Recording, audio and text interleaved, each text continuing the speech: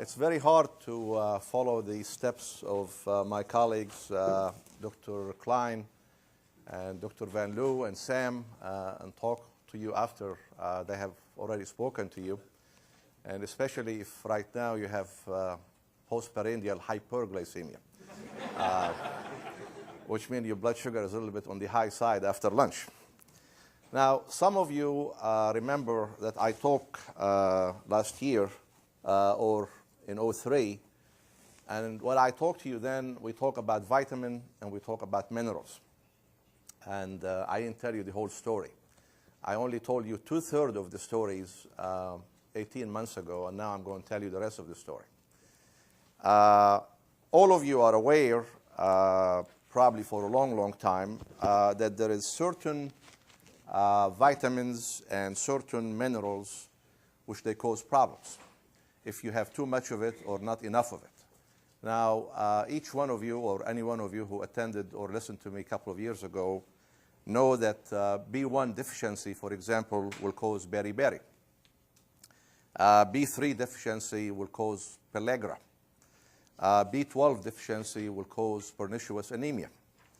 Vitamin C deficiency will cause scurvy.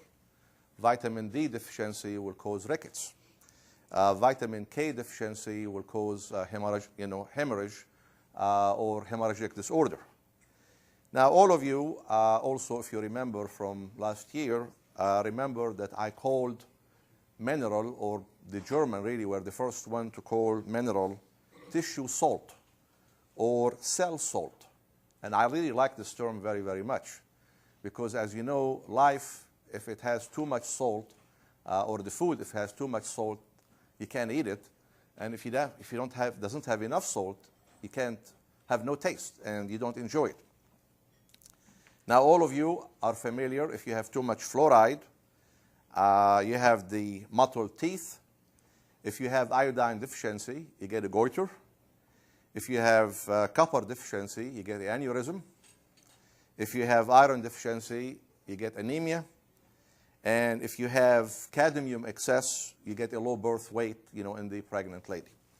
Now, the reason I brought these things, for you, is just mainly to. Okay.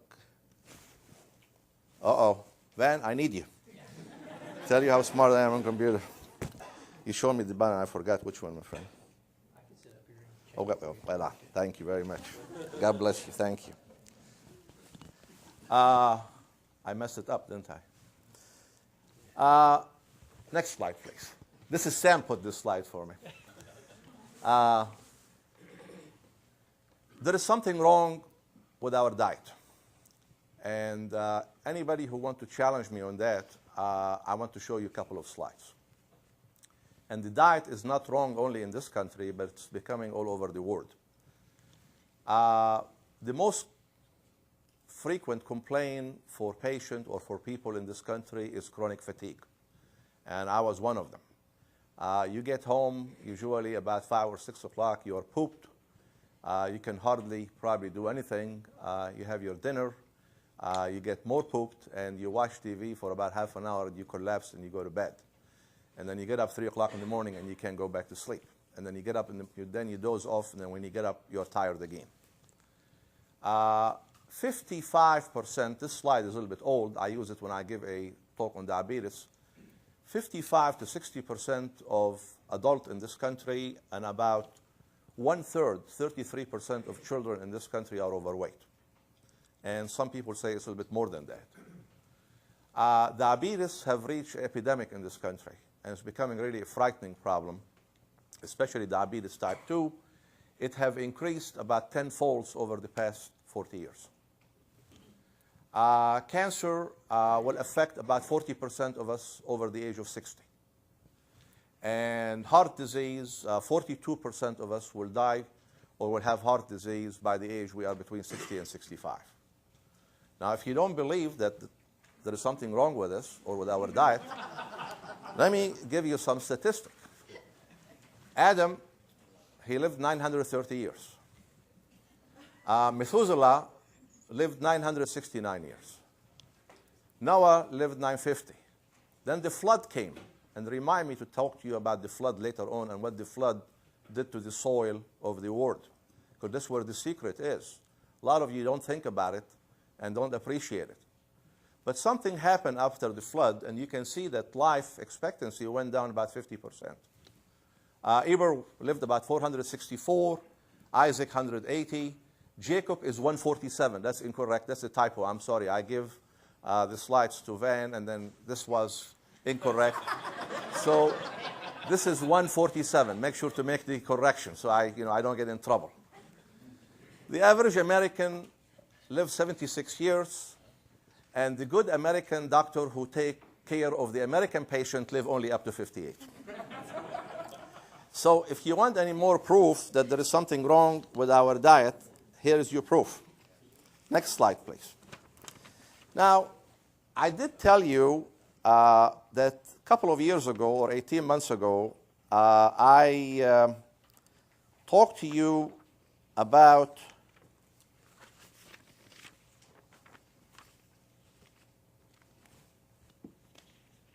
vitamin, and I talked to you about minerals. And I did tell you that I told you only 1 or 2/3 of the story.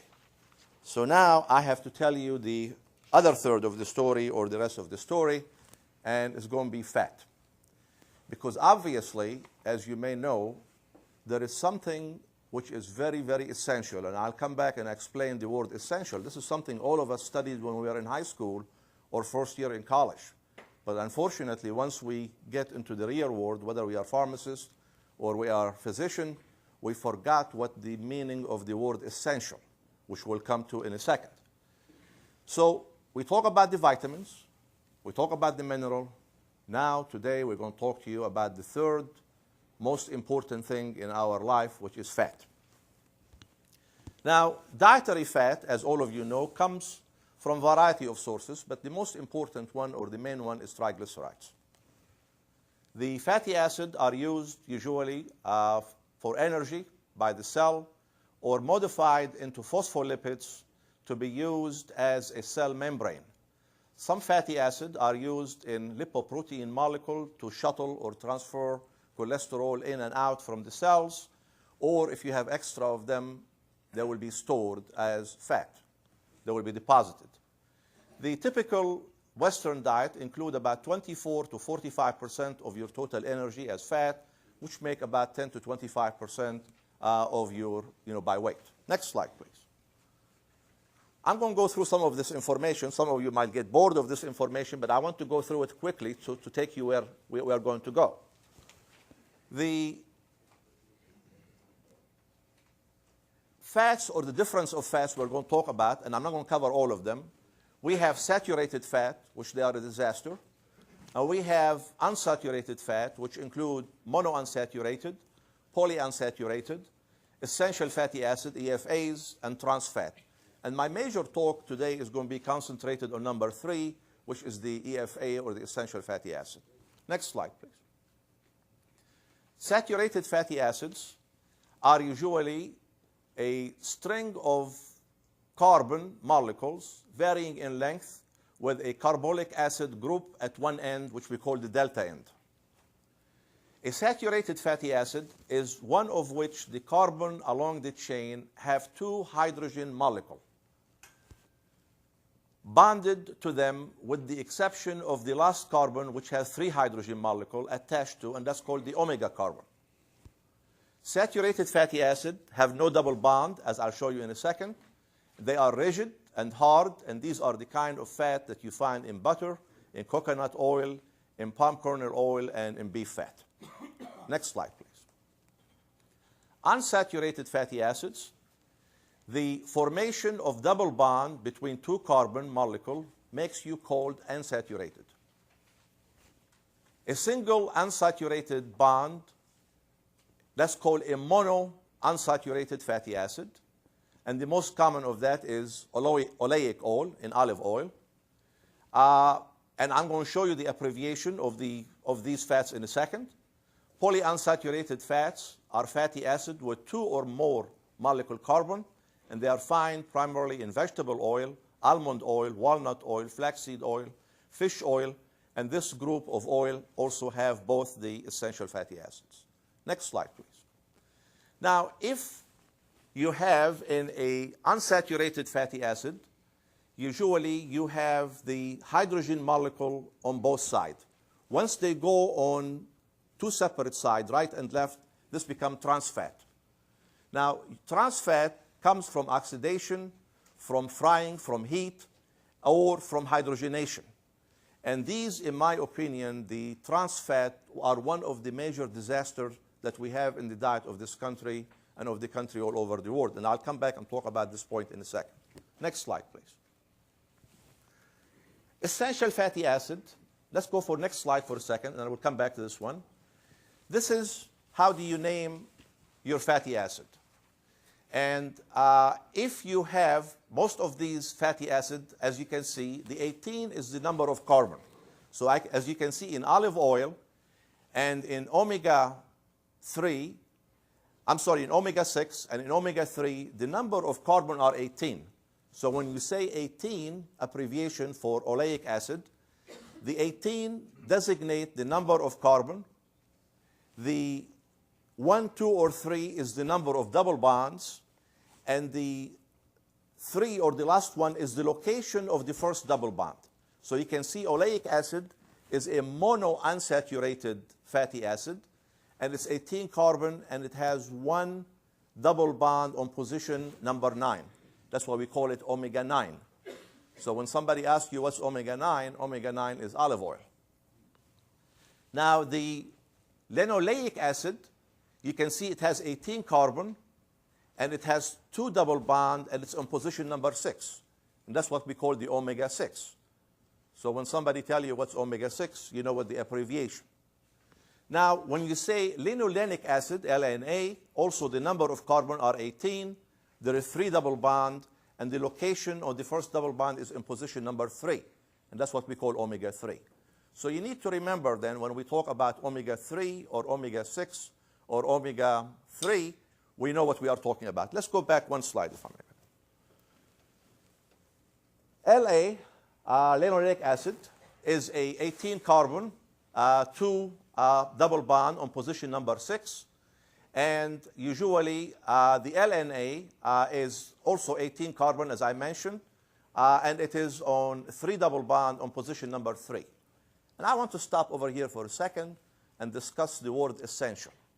Now, when I talk to some colleagues sometimes, or I talk to a patient, I say, what's the meaning of the word essential? And they say it's important. They say it's necessary. But this is not the meaning. The meaning, all of you know, we studied that and we forgot it when we were probably first year in college or in high school. The word essential in the textbook of medical physiology, it means in simple, plain English, absolutely required for life or for good health. It means that your body cannot make it. It means that it has to come in the food that you eat. So please remember, when we use the word essential, we are not talking about something that it is important. It is important, but it means more than important. It means that your body will collapse without it. Now, in my group of essential, and I wasn't there to give them their name, I would have given vitamin also the term essential. And I will give also mineral, especially trace mineral, the word essential. So now you heard the rest of the story, that to live a long life and have a healthy life, and to probably free from disease, you need 3 essential things. And you cannot have only one of them. And I'll tell you why later on. You need the 3 of them. You need vitamins, and you need minerals, and you need essential fatty acids. If you have one of them, your body is going to have problems. If you have 2 of them, you're going to have problems. You do have to have the 3 of them. And that's why I want you to, if I want to leave you with anything out of this small presentation today, is to remember that vitamins are essential, minerals are essentials, and essential fatty acid or fatty acids are essential. The human are not able or capable of forming double bonds